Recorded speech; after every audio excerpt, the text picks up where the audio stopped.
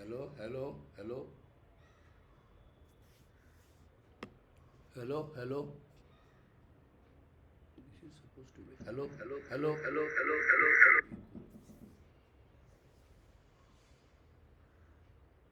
Yes, I see the Preeti ji. Yes, sir. How do I change the Welcome, background? sir. How do I change the background? Just a second, sir. Right. So give me 2 minutes.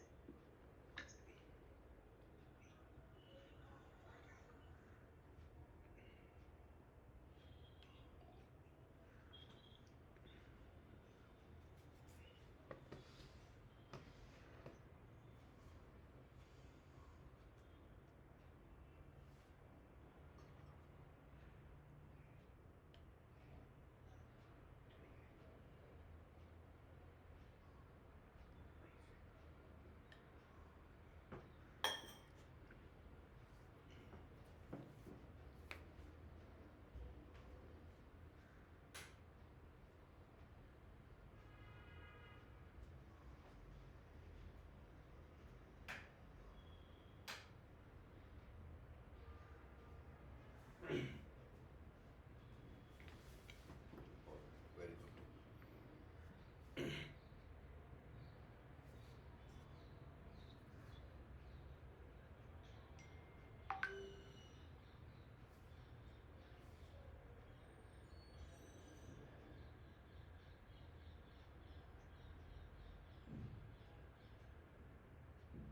Plus is not there.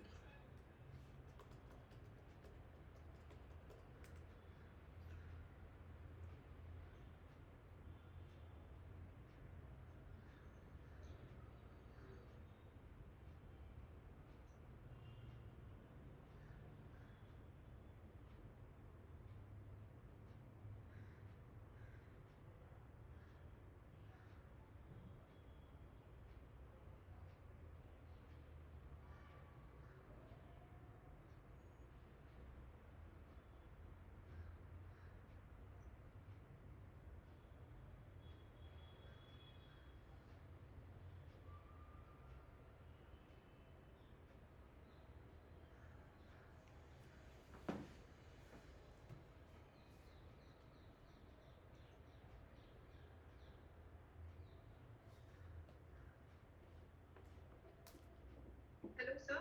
Hello, namaste. Yes, sir. I was saying that you can leave the background thing. It's okay, sir. You can use a normal background. Okay, very good. Okay. So let's wait for 5 more minutes and then we'll start. Okay, fair enough. Okay, sir? Okay. Thank you.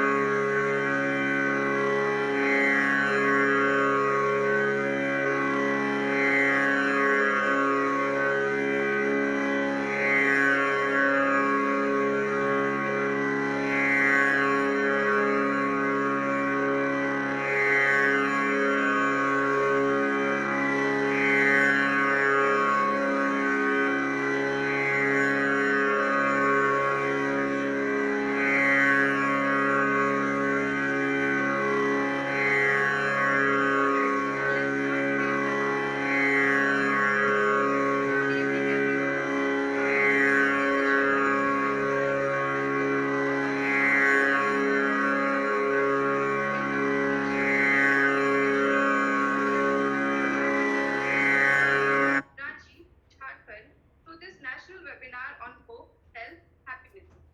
Moving on, I request our chief guest, Dr. Suresh Kumar Agarwal, President of Lions Club of Kolkata Harmony and Chancellor of Pragyan International University, to speak a few words on today's webinar.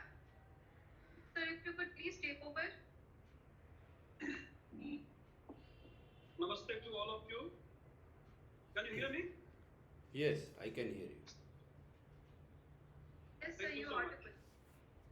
Namaste to all of you. Om Sarvesham Swastir Bhavatu. Om Sarvesham Shantir Bhavatu. Om Sarvesham Purnam Bhavatu. Om Sarvesham Mangalam Bhavatu. Om Shanti Shanti Shanti. Hari Om. At the very outset, I would like to welcome you all to this celebration of International Day of Happiness, being celebrated since 2013 all over the world. The United Nations has declared 20th March as International Day of Happiness with its resolution in 2012. And the first time in 2013, this day was celebrated all over the world. Almost all the 193 nations of the United Nations have celebrated this day as Happiness Day. We are very happy to celebrate this day today also here. We have been celebrating this day physically all these years. For the last 2-3 years, we are compelled to organize it virtually. Thank you so much once again, all of you, for joining this International Day of Happiness.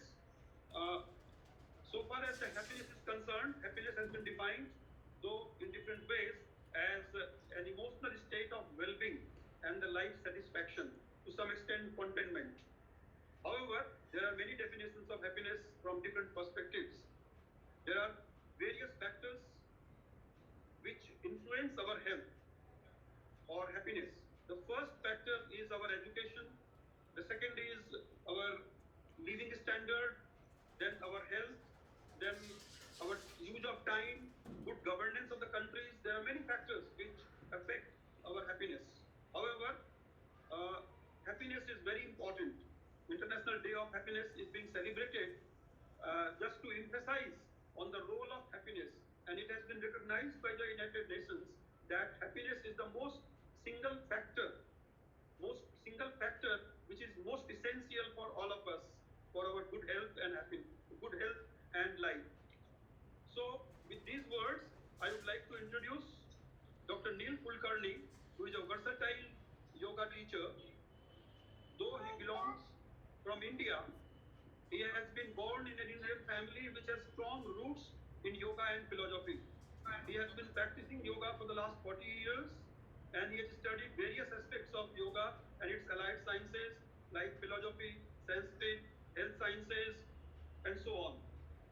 And he has been teaching yoga for the last 35 years. He has produced more than 1,000 professionals who are practicing all over the globe, the various modes of his main contribution to the field of yoga is the rewriting of Patanjali Sutras, which he has quoted as Patanjali quotes for the 21st century.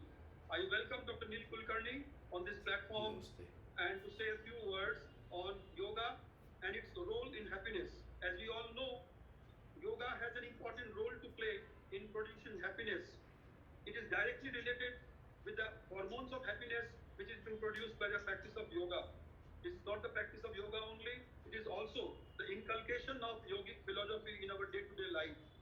So, inculcation of yogic philosophy can lead to a greater extent of happiness in our day-to-day life. With these words, I present before you all, Dr. Neil Kulkarni, the versatile yoga teacher and master. Please, Dr. Neil Kulkarni. Thank you so much once again, all of you. Thank you. Namaste. Namaste. I will begin this speech with one prayer from Upanishad.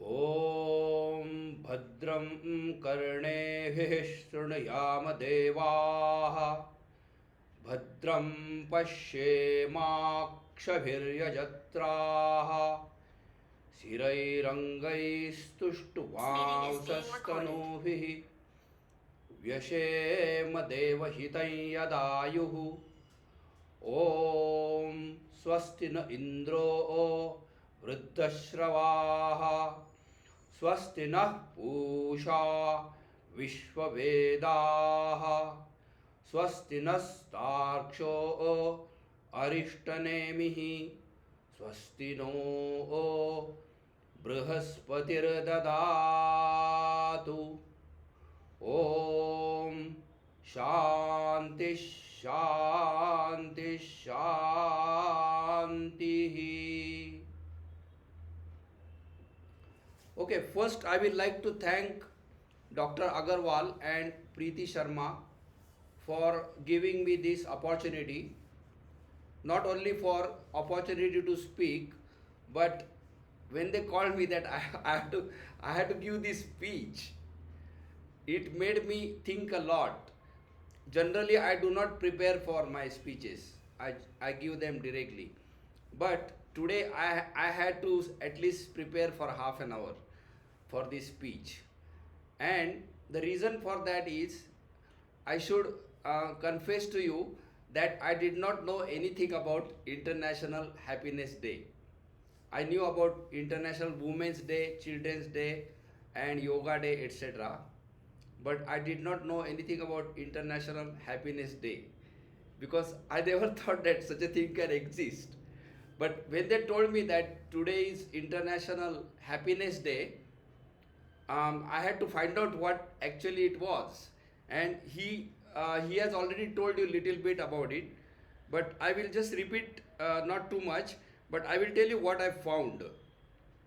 I found that in 2011, the various nations which belong to United Nations, they found that happiness is fundamental to the goal of human life, and they thought that happiness is more important than economic growth, which is very important to know.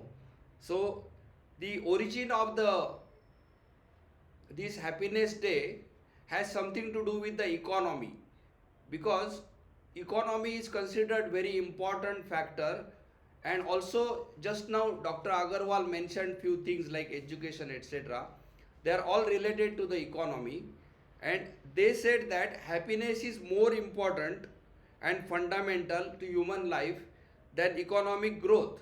That is what they found in 2011. Then 2012, their annual conference, UN conference, they decided that 20th March will be the International Happiness Day. And in 2013, as he said, the International Happiness Day started, and now it is continued. So when I learned this history of the starting of the International Happiness Day, immediately the thought of the history came to me. And because I am a yoga teacher, and yoga comes from Upanishad. One has to understand that yoga science come from Upanishads, and Upanishads is also called Vedanta, and there is another philosophy called Vedanta philosophy.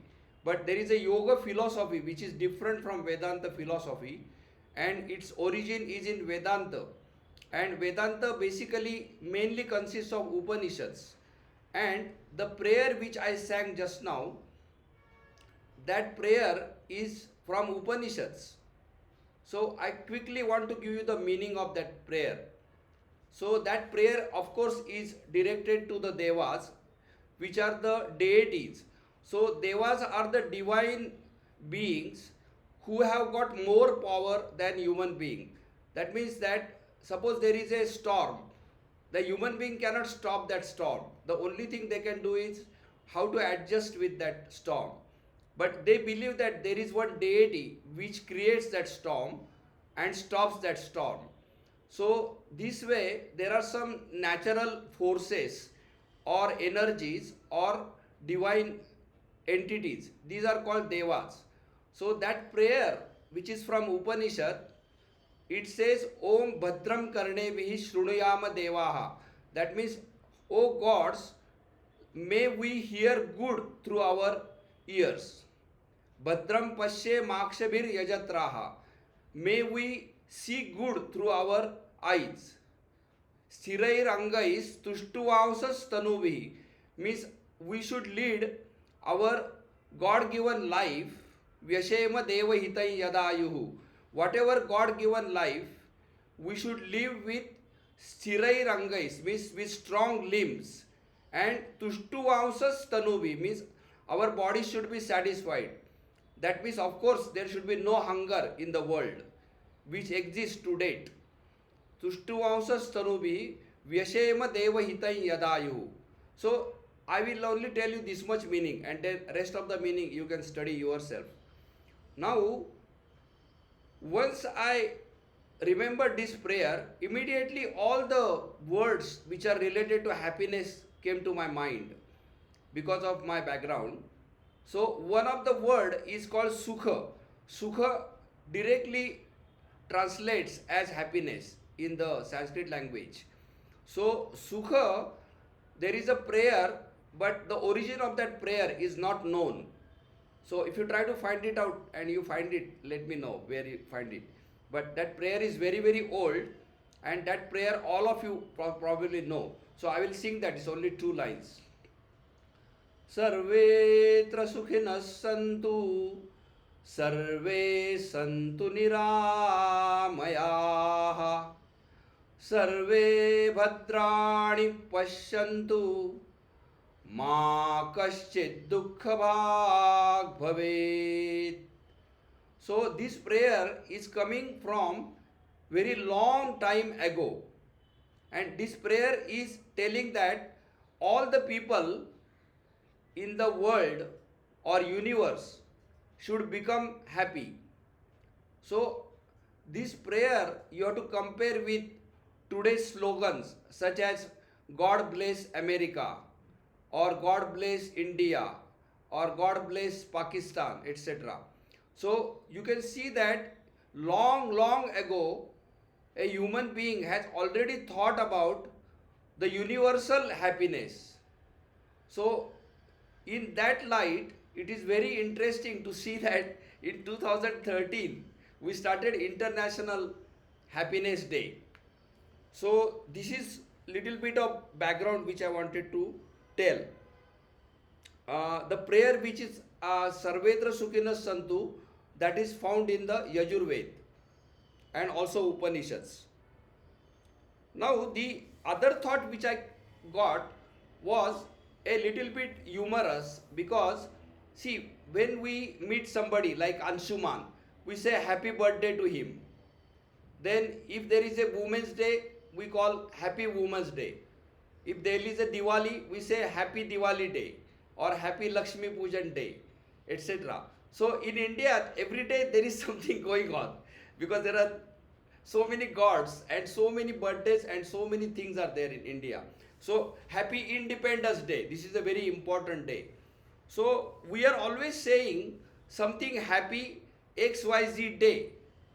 So I was wondering why there would be any necessity to have Happy International Happiness Day. So this thought took me in various directions, and it also made me think a lot. Generally, I do not think that much, but it made me think a lot, and I thought that there is something going wrong, and that is why this International Happiness Day is formed.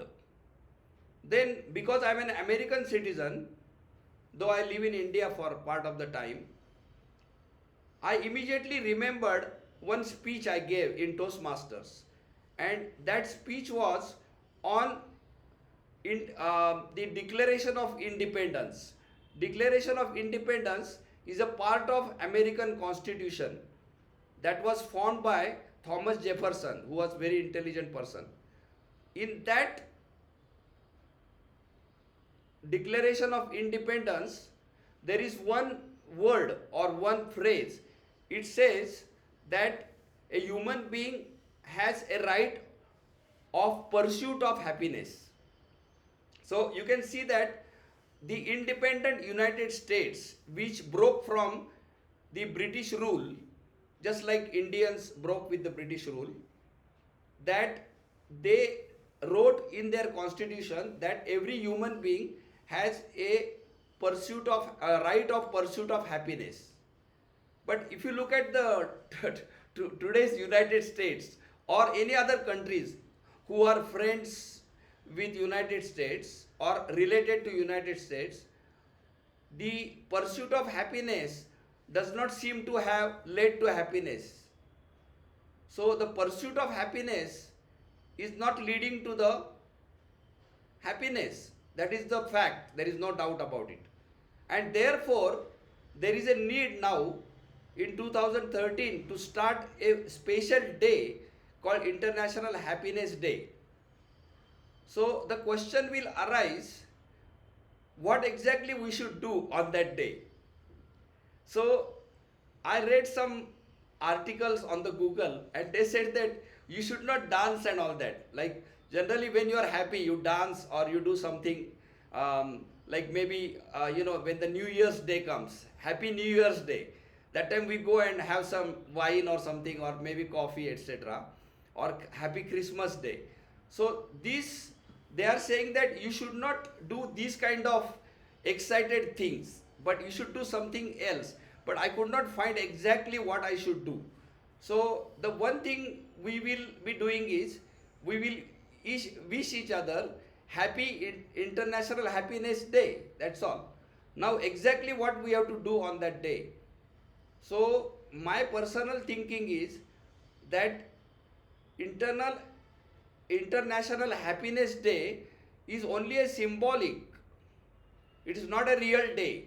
It's only a symbolic day, and we want to make every day happiness day. Because we don't want to have one day happy and another day unhappy and then another day happy again. So generally you will find that we want to be happy always and forever, and each and every moment and in every activity. And therefore the question of pursuit of happiness is coming. So therefore we should only consider today's International Happiness Day as a symbol so that we can be happy all the days.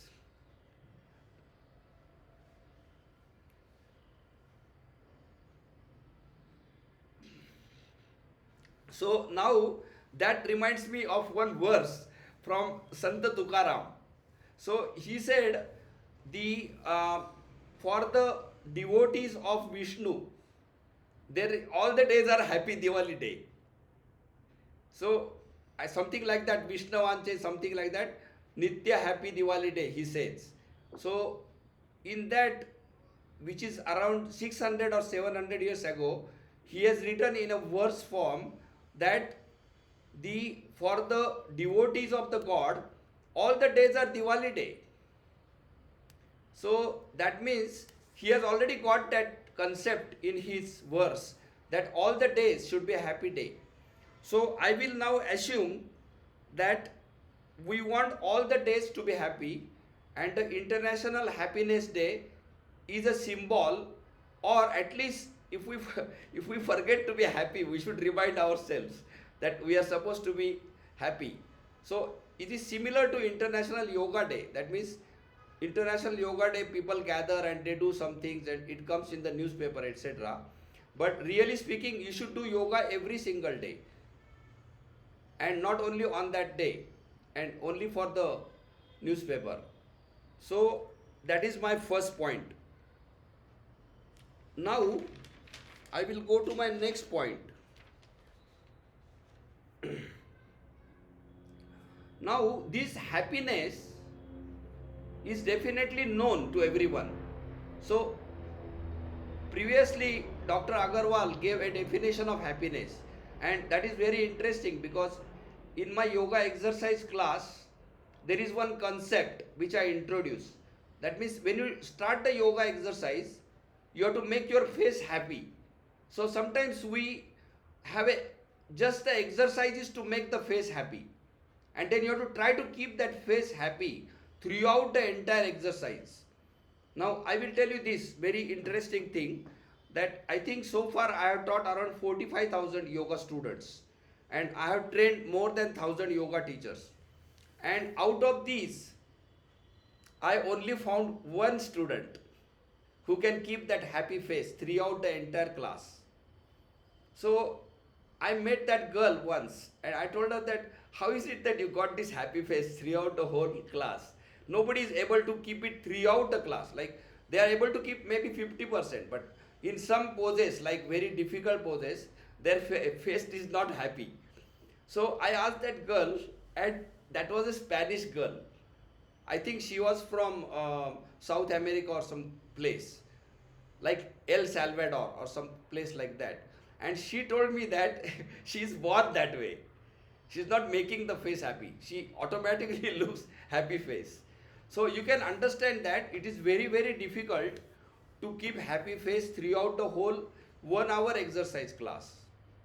So you can imagine that of course it is not so easy to keep yourself happy throughout the day and then throughout the month and throughout the year. So International Yoga Day should give us this pointer that we want to keep ourselves happy. But if you ask anybody, they will say that they want to be happy always and forever. There is nobody who wants to be unhappy except one person I know. In fact, I know two types of people. One person is Kunti in Mahabharata. She told Lord Krishna that don't keep her always happy so that she will remember the Lord Krishna. But I think that she thinks that if she remembers Lord Krishna, she will be happy. That is why she told him that she should give him some pain all the time, so that he should give her some pain all the time, so that she will remember Lord Krishna. And I'm sure that if she remembers Lord Krishna all the time, she will be happy. The other type of people who I know that they do not want to be happy always are very serious mental patients. I have dealt with some of them, and even one of them has committed suicide. But I can tell you that even the person who commits suicide also, he wants happiness only. And they think that if they commit suicide, they will get rid of the sorrow and they will become happy. So becoming happy is a innate nature of a person. There is no chance that the person wants to become unhappy. Automatically that person will try to be happy. You can try this for a long time and then verify. And if you find opposite, you should tell me. You will find that all the time, whatever you do or whatever you do not do, always you are trying to get that happiness. And that is why in my Adi Yoga Sutras, the first chapter is happiness, and its first sutra is Sarvepi Manavaha Prakrutya Sukhan Veshinaha. That means by nature, by the innate nature, the human being is constantly looking for happiness. So now the definition of happiness is not that much needed because it is already known to the human being. It's like there is no definition of human being. Human being is automatically known to a human being. Now the third point is the question of happiness now will prompt us to obviously understand two things, that the happiness is not coming all the time. At the same time, we want the happiness all the time. So there is some kind of contradiction or some kind of competition between not having the happiness and obtaining the happiness. So now the question will be, we want to obtain the happiness and what we should be doing. So because my field is yoga, Dr. Agarwal suggested in his introduction that I should give some pointers from yoga. So I will do that, but in addition to that, I want to make some other comments which are associated. The first thing you have to understand is, you have to understand where that happiness is residing. Now, the human being is analyzed in various different ways, but almost all the people, including the Western people, they have accepted the division of a human life or human being into three parts, which is body, mind, and spirit or soul. This is already accepted by almost all the people in the world. Even the atheist people, they understand that there is something beyond body and mind. They can call it a nature, or they can call it energy, or they can call it whatever it is. They can call it a fate or a luck or whatever it is. There is something beyond the body mind. So let us say for this discussion we have body, mind, and spirit. Now you will find that some people think that if the body is healthy, they will be happy. So they say that the real wealth is health. And if you are healthy, then you are really wealthy. And if you are wealthy, you will be happy. Because they think that the wealthy people are happy. But this is not really true. You will find that many people, for example, Ramakrishna Paramahansa, his health is not good. He has a throat cancer. Or there are many other people I can cite, including some of your relatives. You will find that they are relatively not healthy bodily, but they are still relatively more happy in their mind. So you will find that the happiness definitely belongs only to the mind and not to the body. The happiness belongs only to the mind. So this is very important discovery which is made in India long ago. There are many citations I can give. There is for just today's sake I will tell you. Mana eva manusyanam karanam bandha mokshayoho. Bandha means you are caught up in something, that means you are not happy. And moksha means you are liberated, means you are happy. So generally everybody wants to be liberated, born free, United States. Statue of Liberty, United States.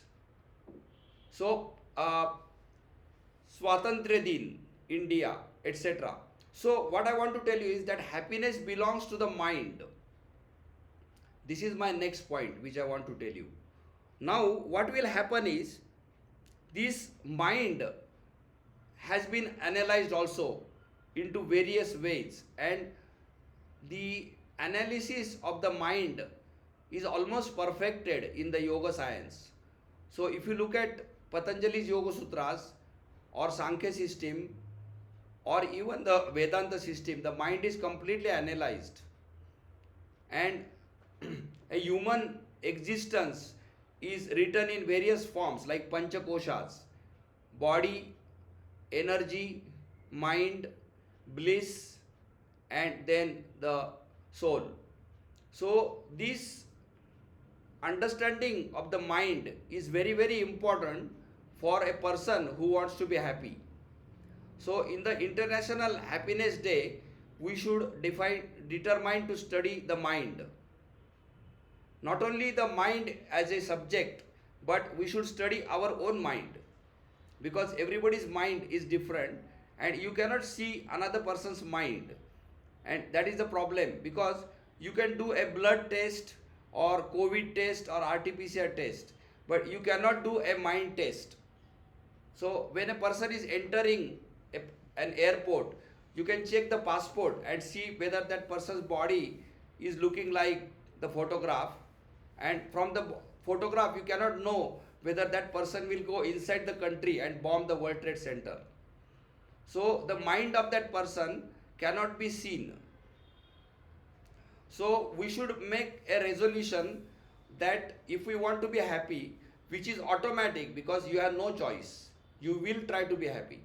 We must study our mind, ourselves. Now you will find that the next point which I want to tell you is that the happiness is directly related to the peace of the mind. Now peace of the mind means you are not sleeping, but at the same time your mind is not disturbed. So the citation from the Bhagavad Gita says, Ashantasya kutas sukham. means that a person who is not peaceful, he cannot be happy. So a person like Adolf Hitler, who is successful in many ways, also his focus of mind is not bad, but his mind is disturbed, so he cannot be happy. He will always be unhappy. And many examples you can find in the current times as well as in the historical times, that a person whose mind is not peaceful, they cannot be happy. So we should make an attempt to make our mind peaceful by whatever means. You can do meditation, or you can listen to songs, or you can do classical music. Whatever you feel will make you peaceful, that will make you happy.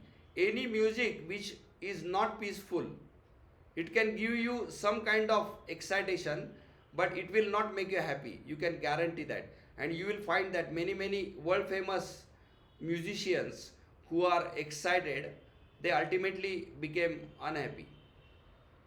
Alright. Now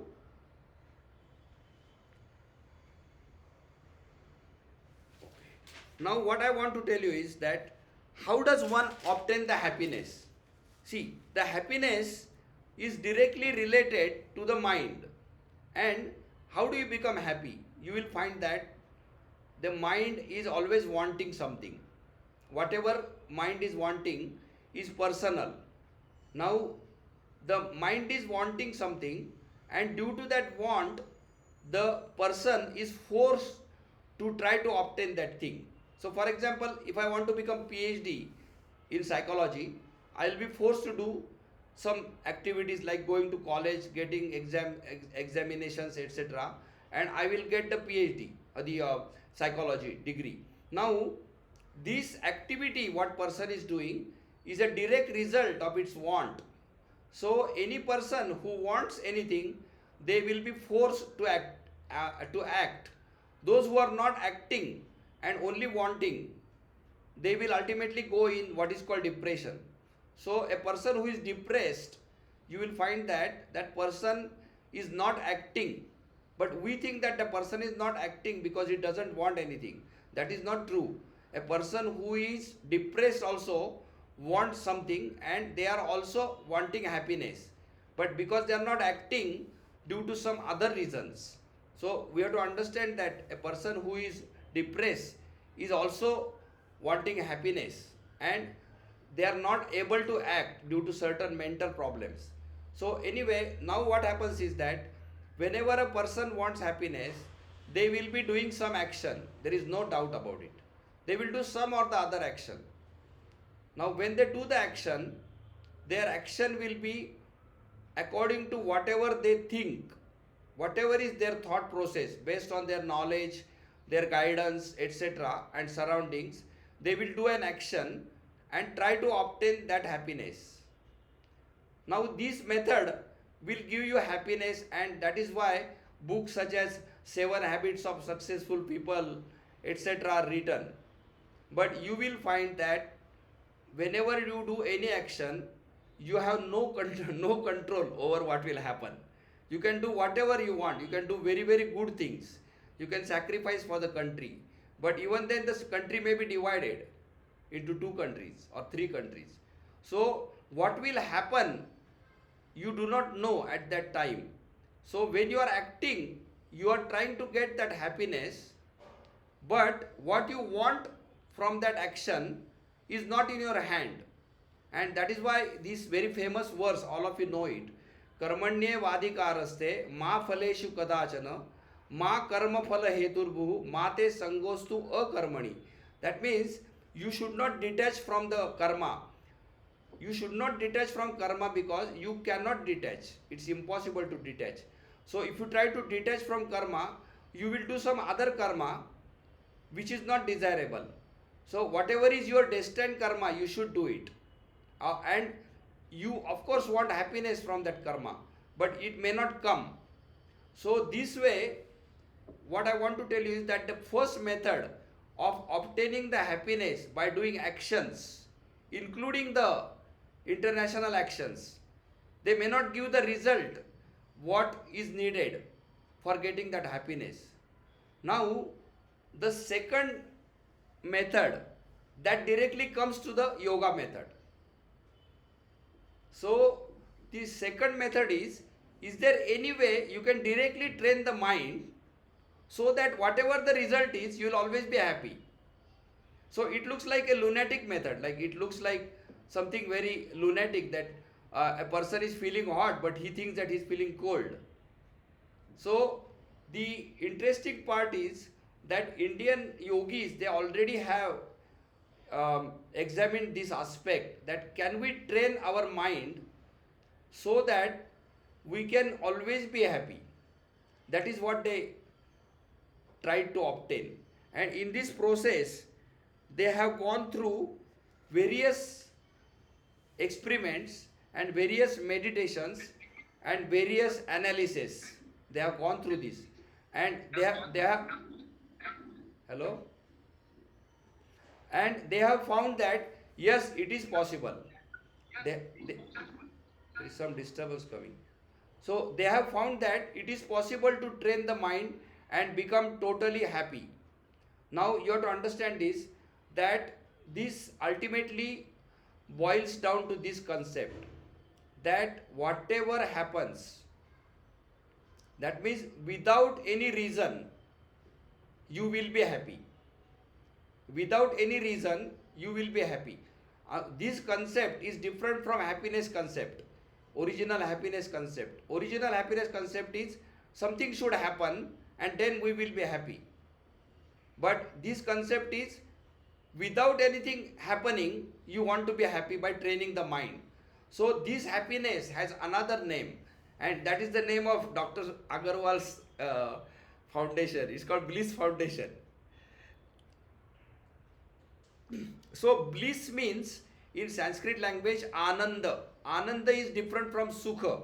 Sukha comes when something good happens to you, and ananda comes when you decide and achieve a state of happiness without anything happening. So we want to get into a blissful state rather than just a happiness state due to something happening. This is what another lesson we should get. Now this training of the mind is not a subject of today's speech, but I will tell you that in Bhagavad Gita there are 4 methods. One is called yoga method, which is a meditation method. Second is called karma method, in which you have to go on doing the actions mainly for the benefit of others. Mainly for, you can also do it for your benefit, but while doing those actions, you should not focus too much on the result. That means whatever the result comes, you should accept that result. The third method is called Bhakti Yoga, where you become devotionally attached to some divine being. Now divine being means it is not a fixed being. Your divine being is what is in your mind. So you become totally devoted or attached to this divine being, and during that process, slowly you will come to the blissful state. And of course the fourth method is the most difficult method, and that is called Jnana Yoga, where you have to try to understand your existence as body, mind, spirit, and ultimately you have to come to a realization that spirit is the only permanent thing and body, mind are not permanent. When you come to this stage, that is called Viveka Khyati, and that is the time when you will get into blissful state on the way. So there are 4 methods in Bhagavad Gita, and there are combinations of these methods, and all the other methods in the world, I can guarantee you that they are combination of these 4 methods only. There is no chance of getting any other method. This analyzed too much already in the Upanishad. So what I want to tell you is that you can train your mind by whatever method you decide and try to come to a blissful state. Now what will happen to your actions? See, you will find that if you are in a happy state of mind, your actions will become better. So once Swami Vivekananda made one statement. He said that you should always remember your death. So some people, they got scared and they said that, if I remember my death, then I will not be able to do actions. He said no, if you remember your death, your action will be more efficient, because You don't want to waste any time before you pass away. So this similarly, if you become a person with a happy state of mind, then you will find that your actions are becoming better. And that is why if you have students or children whom you want to study better, do not make them unhappy, because if they are unhappy they will not be able to study better. Only the happy students, they study better. So now I gave you some ideas, and maybe last I will give you some directly practical suggestions and stop my speech. The first thing you have to decide is you have to make a determination that you want to become happy, because you have no other choice. And if you become happy, all your actions, everything will become better. Second is that whatever determination you did, you should keep in mind and act accordingly. Only making determination is of no use. Only having International Happiness Day will not make it happy. You can see what is happening currently. 2022. So 9 years have passed. So currently the UN, whatever that organization, I am not very knowledgeable about it. But what I want to tell you is that only making resolution is not enough. You have to make a list of actions, and accordingly you should do it.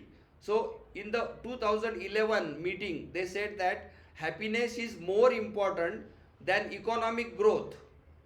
Therefore, all the countries who belong to UN, they should give less importance to the economic growth and give more importance to the happiness. So if some country is not happy, the other country which is more happy, they should give that whatever they have economy to the other country, and not worry about their own economy only.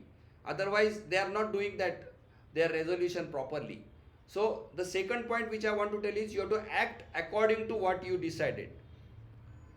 The third is, as far as your wants are concerned, see, everybody wants something, so naturally all your basic needs like food, clothing, shelter, those wants you must satisfy first. I see that some people, they do not have the basic wants satisfied, and they have some advanced wants, like they want to become world famous yoga teacher, or they want to become musician, but they are not able to do it because their basic need is not satisfied, and they are begging others for the basic needs. So it is better if you satisfy your basic needs first. So you should want your basic needs first, and after that you should look for the advance. But this is only my personal opinion, I am not trying to force it. Now when you do the actions, you will come with obstacles definitely, and sometimes you will be thrown into a state where you are going to be unhappy. So in this state, what you should do is you have to try to adjust your mind, or you cultivate your mind in such a way that you will be happy. And here the method which is suggested in the yoga is called santosha. Santosha means you should be satisfied. So santoshat anuttama sukha labha. That means you get unparalleled happiness. That means the maximum happiness you can get only from the satisfaction. Santoshat anuttama sukha labha. Patanjali Yoga Sutras, 2nd chapter. So this is, you should try to keep yourself satisfied, but that doesn't mean that you are complacent. You should go on trying your best to get what you want, but your satisfaction should not be affected. So you will have to do something on a daily basis so that your satisfaction level does not drop down. Then of course I told you that you should train your mind using a combination of these 4 methods. They are all called yoga methods. In Bhagavad Gita there are 18 chapters. All of them are called yoga chapters. And if you mix them, you will be able to find a method for yourself. Now, there is one last thing I want to tell, and this I don't want to discuss too much, but you will find it, at least I found it, that if you try to make others happy, it will definitely add to your happiness. How it works, I do not know. It is like, see, suppose you have 4 pedas and you give 3 pedas to others. Generally, you will get only 1 peda, so you should not be very happy. But you will find that if you give happiness to others, your happiness increases. How it does, I am not going to discuss now, and I think I do not know it. But it does happen, and um I'm not telling you to give everything. You can keep your basic needs, but if you give happiness to other people, it will automatically make you happy. It is sometimes said that what goes round comes round, or something like that. So anyway, I will conclude now this speech by saying that I wish you happy life, and not only International Happiness Day. Thank you. Thank you so much, sir, for this wonderful session.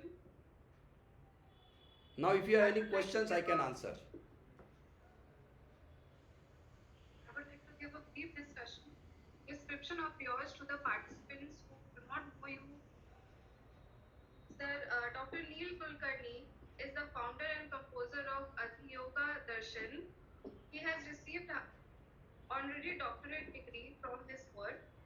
He has reformulated Patanjali Yoga Sutras in 2018 in book Patanjali Code. He has also received Dr. Radhakrishnan Award for his excellent work. He has taught over 35,000 students around the world and in 15 countries has trained over 1,000 high standard yoga teachers.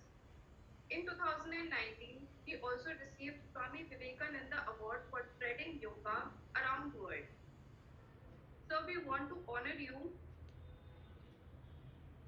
with this certificate of appreciation. I would request you to accept it. Accepted. Thank you so much, sir.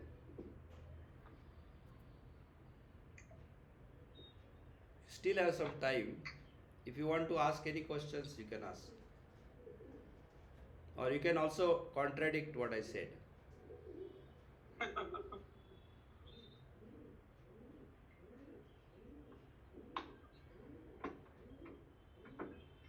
আওয়াজ করবে না আওয়াজ করবেন না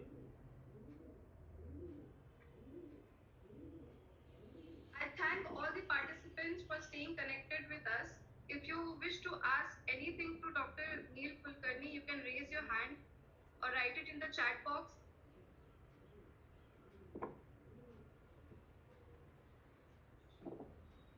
I've sent a feedback link in the chat box. Please fill this up correctly to get your e-certificate in your mail ID instantly. Please make sure that the details are correct.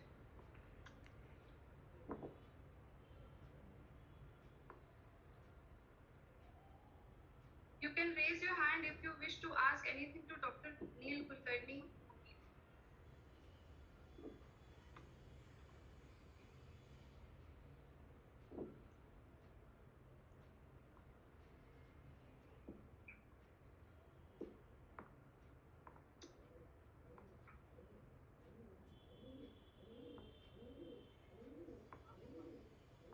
Hello Yeah. Hello Yes. Yes, sir, you are audible. I can Yes, I hear. would like to congratulate and thank. Yes, Dr. Neil. Yes, I can hear you. Hello. I can Congratulations and thank you so much. Thank you. Thank you so much. Yeah, it was really very wonderful. Like when you said that when we create happiness for others, it gives happiness back to us.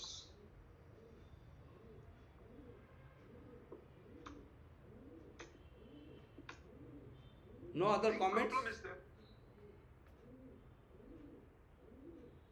No other comments.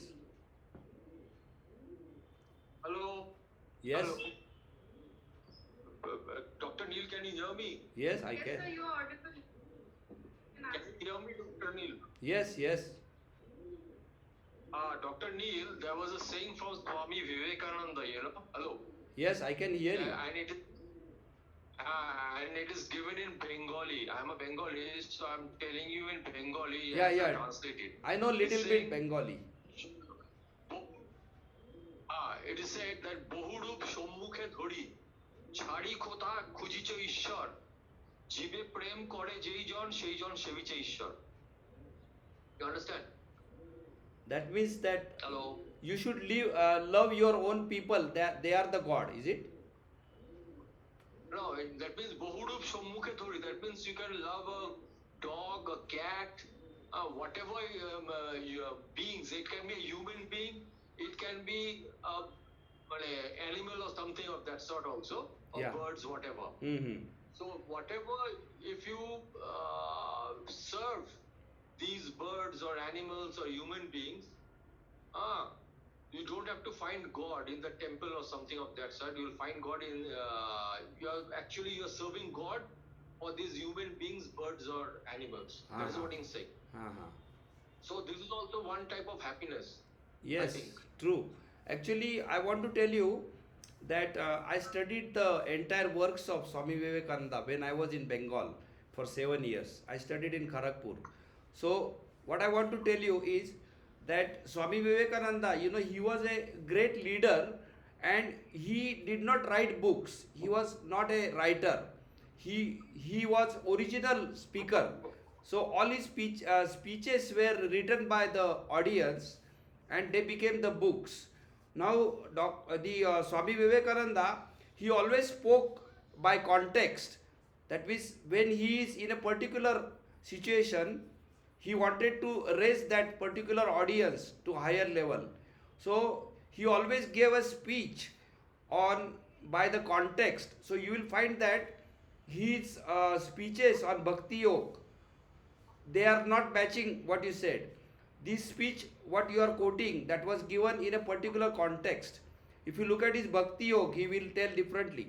So the Swami Vivekananda speeches, one has to study the entire Vivekananda, not only one book. It is very hard to understand him if you study only part of him. That is just a comment I wanted to give.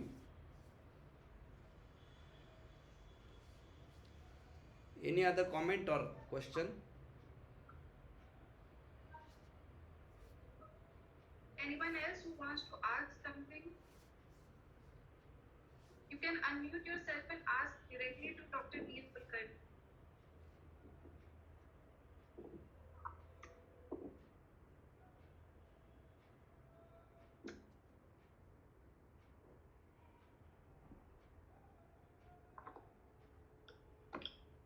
Yeah, Neil, sir, good evening.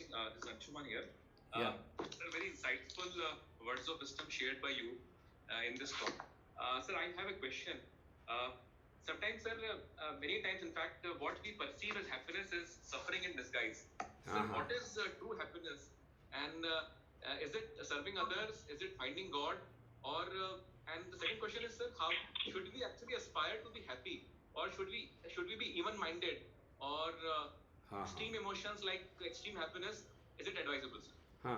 See, what happens is that the even-minded concept is coming because of the fact that every material thing, whatever it is, including my speech or my PhD, ultimately it is not permanent.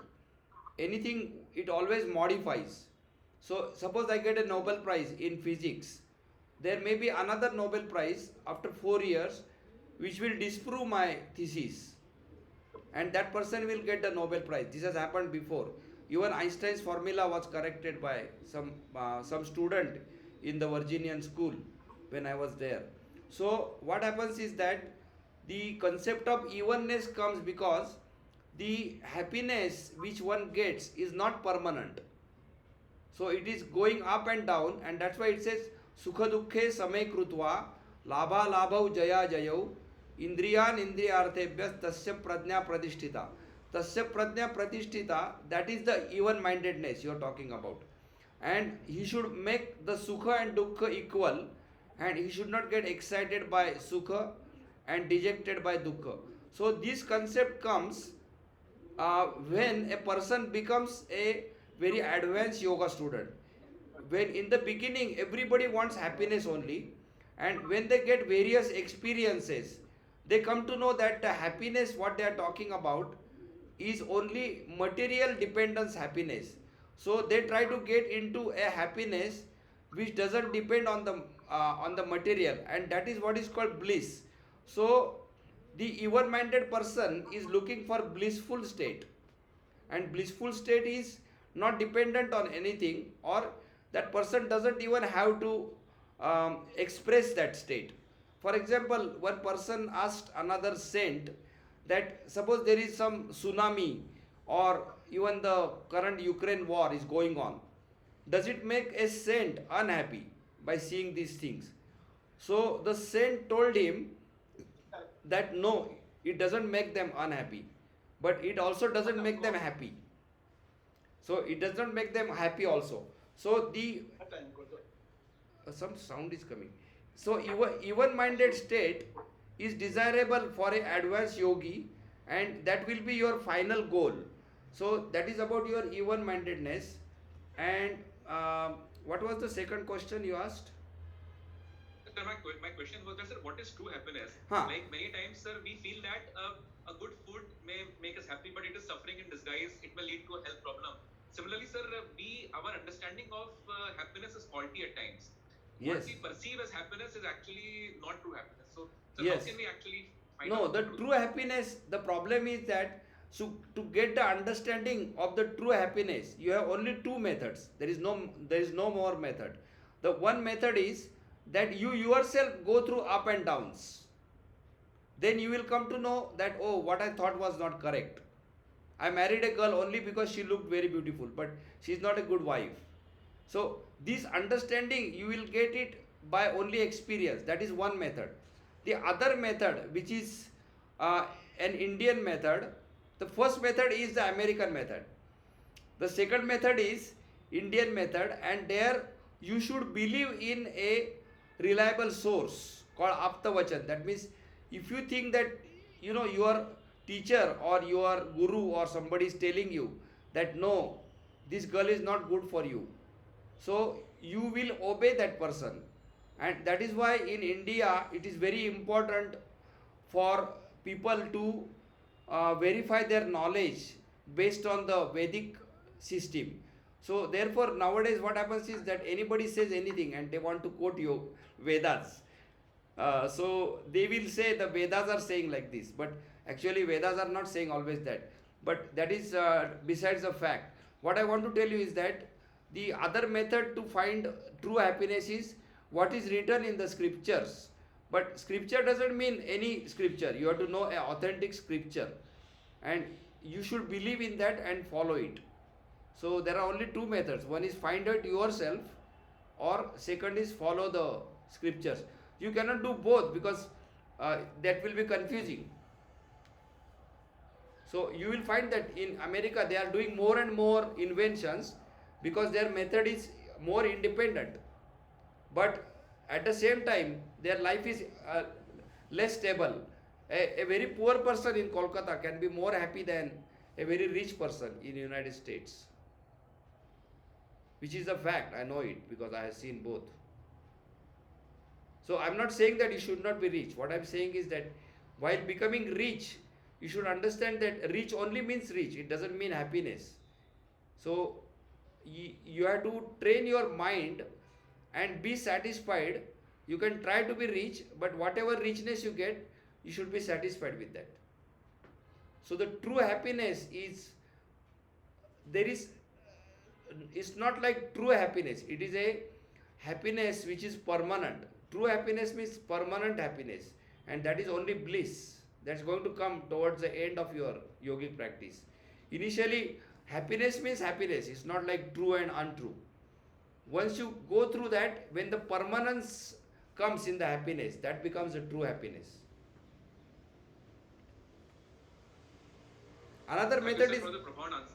another method is that if you find somebody who is truly happy, like Vivekananda went to Ramkirtan and he said, have you seen the God? He said, yes, I have seen it. All other people said no.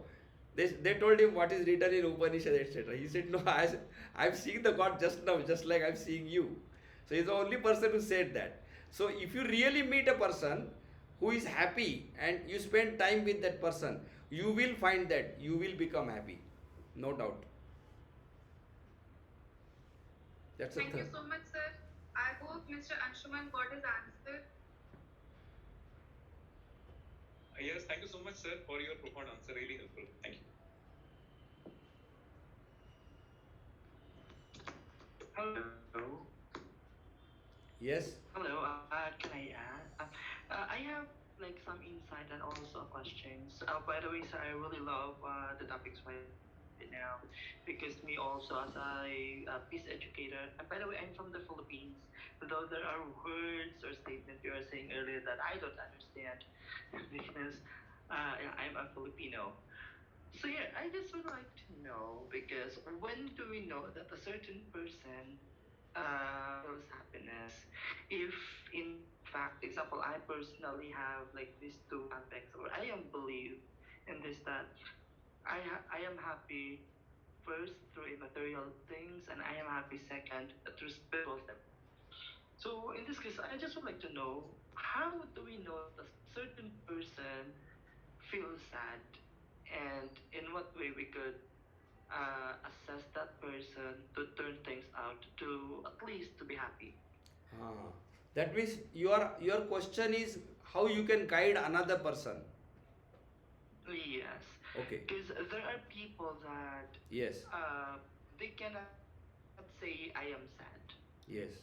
They are always saying I am happy, though in fact they are not happy at Yes. all. So they Yes. just would like to say happy mainly because they Yeah. don't want us to feel sad as well. Are you into But therapy or you like are a yoga the, teacher? I'm sorry. Are you a therapist or a yoga teacher? No, I am a peace educator. Okay, peace educator. Okay, very good. Your question is that the other person may say that they are happy or not, and they may not be actually happy, and there are some other people who are sad. How to guide them? That is your question, right? Yes. Okay. So the first thing you have to understand, I am only giving you my opinion from my experience. The first thing is that you should know from beginning that your happiness should not be changed by mixing with them. But at the same time, you have to show that you are sad because they are sad.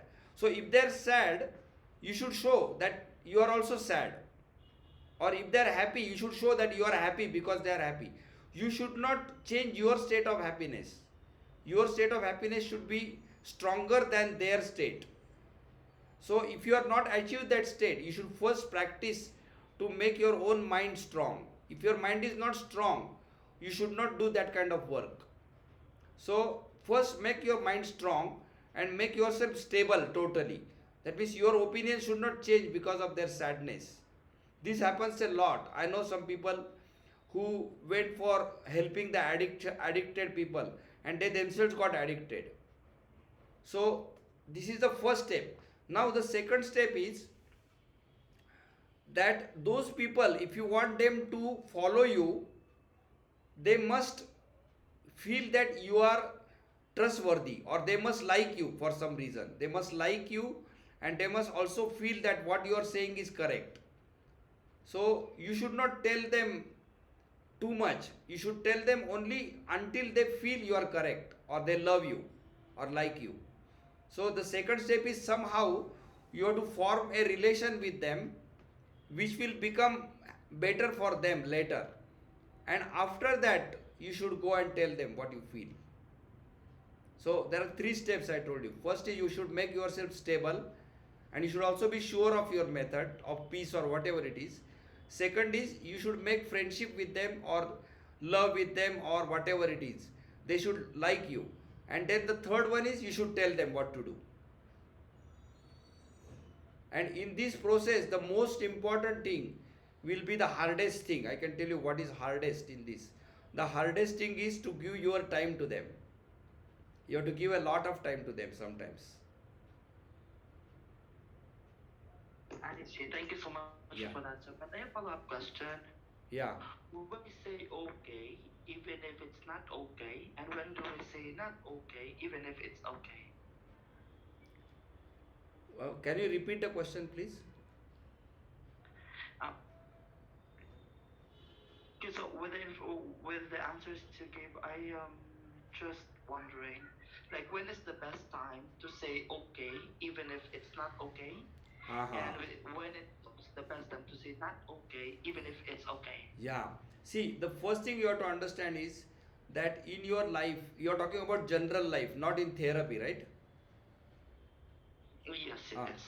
in general life, when you see that something is not okay and you feel that you should say okay, what you should do is you have to see what is the effect of your saying okay or not okay.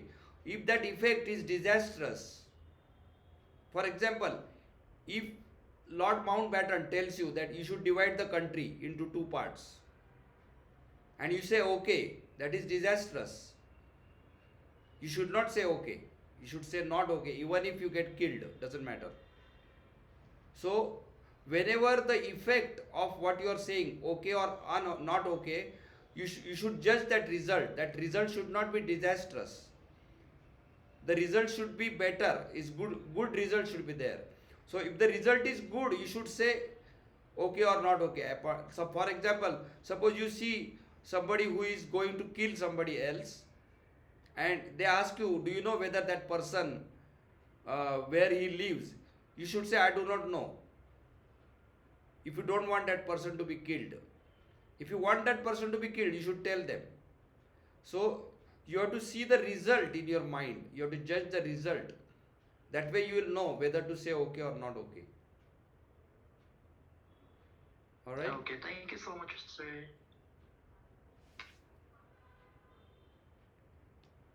Thank you so much. I hope that's all for the question answer session. Okay, good.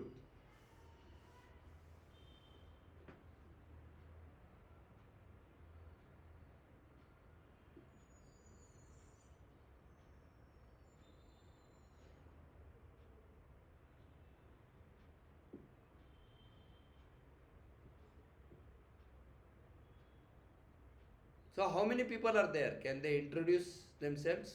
Oh, 42 are Professor there. Cyril, please ask your question. Yes. Good evening in India, afternoon in Nigeria. Oh, good. I just want to say, the speaker, I enjoyed your lecture, and I'm very happy. So thank you for your time, and thank you for everything. Thank you very Bye-bye. much. Thank you very much. Okay. Okay. Thank you so much. I request all the participants to switch on their camera as we want to take a group photo. All the participants, please switch on your camera.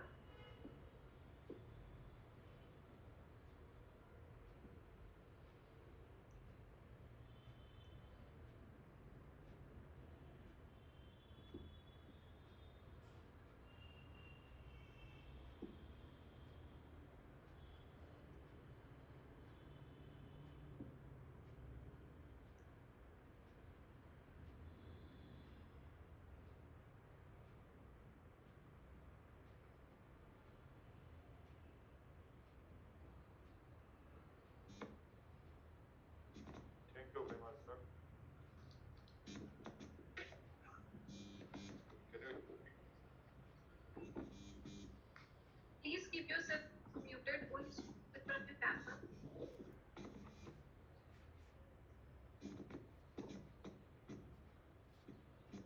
Thank you very much, sir. Thank you. I am Odisha, Bhubaneswar. Okay. I am a homeopath, and I have also did alternative medicine. I am in alternative medicine, Great. directly and grandmaster, acupuncture teacher also.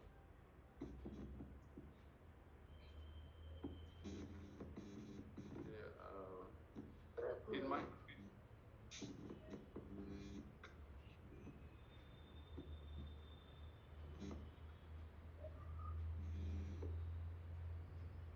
Thank you, sir.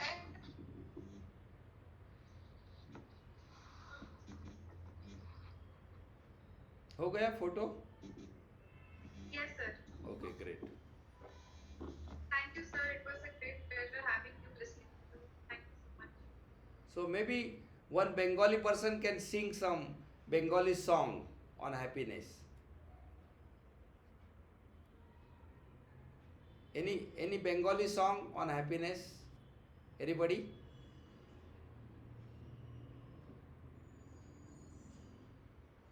I'm sure that there are singers there.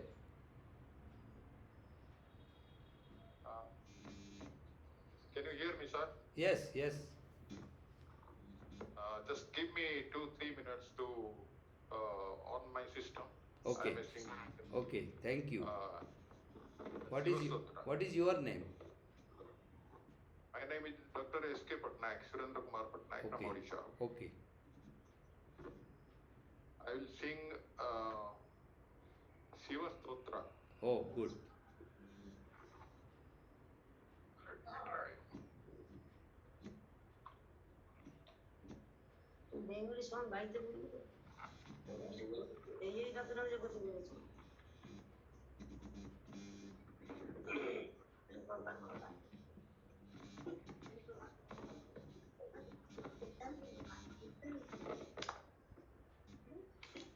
রবি ঠাকুরের একটা গান গাইছি, একটা রবি ঠাকুরের গান গাইছি, শুনতে পাচ্ছেন? Is it hearable to you? Is it hearable to you? Yes, I can hear now. Can I start that? Yes, please. 1 minute, sir. I'm from Calcutta, Shambazar area. Okay. Shall I start? Yes, please. Because so to say, I spent most of my leisure time.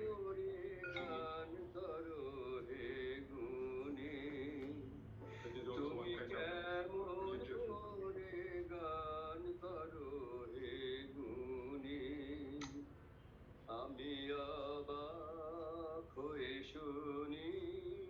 Can you hear me, sir? Yes, yes. তুমি কেমন করে গান করো হে গুণী, সুরের আলো ভুবন ফেলেছে, সুরের আলো ভরে ভুবন পাষাণ টুটে ব্যাকুল বেগেছে, চৌদিকে মন সুরে জলবনি শোনে, কেমন করে গান করো হে গুণী, মনে করি অমনি সুরে গান, কণ্ঠে আমার সুর খুঁজে না পাই, মনে করি অমনি সুরে গান, কণ্ঠে আমার সুর খুঁজে না পাই, কইতে কি চাই কইতে কথা বাঁধে, মন খুলে যে পরাণ আমার কাঁদে, আমায় তুমি ফেলেছো কোন ফাঁদে, চৌদিকে মন সুরে জলবনি শোনে, কেমন করে গান করো হে গুণী, আমি অবাক হয়ে শুনি, কেবল শুনি, তুমি কেমন করে গান করো হে গুণী। Sending my gratitude to Oh, everybody. very good, sir. Thank you very much. Can you hear me, sir? Can you hear me, sir? Yes, yes. Now I'm start. very much grateful to you. I'm very much grateful to you that you have given this platform and I could present myself before you. It was a great singing, no doubt. Thanks. Let me sing Madras. Okay.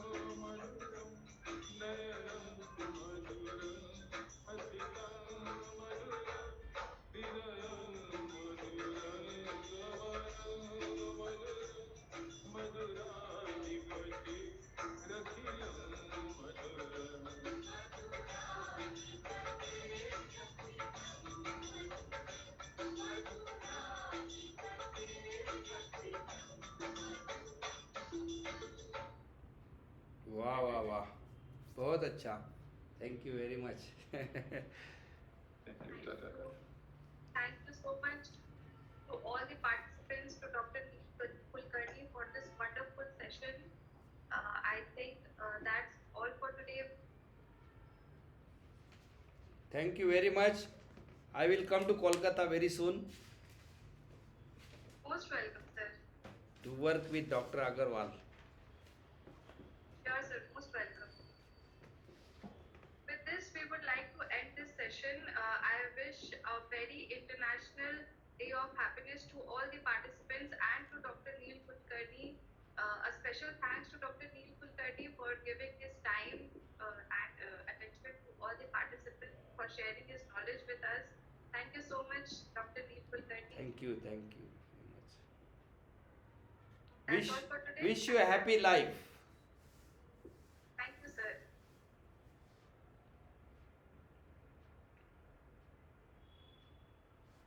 The recording has stopped.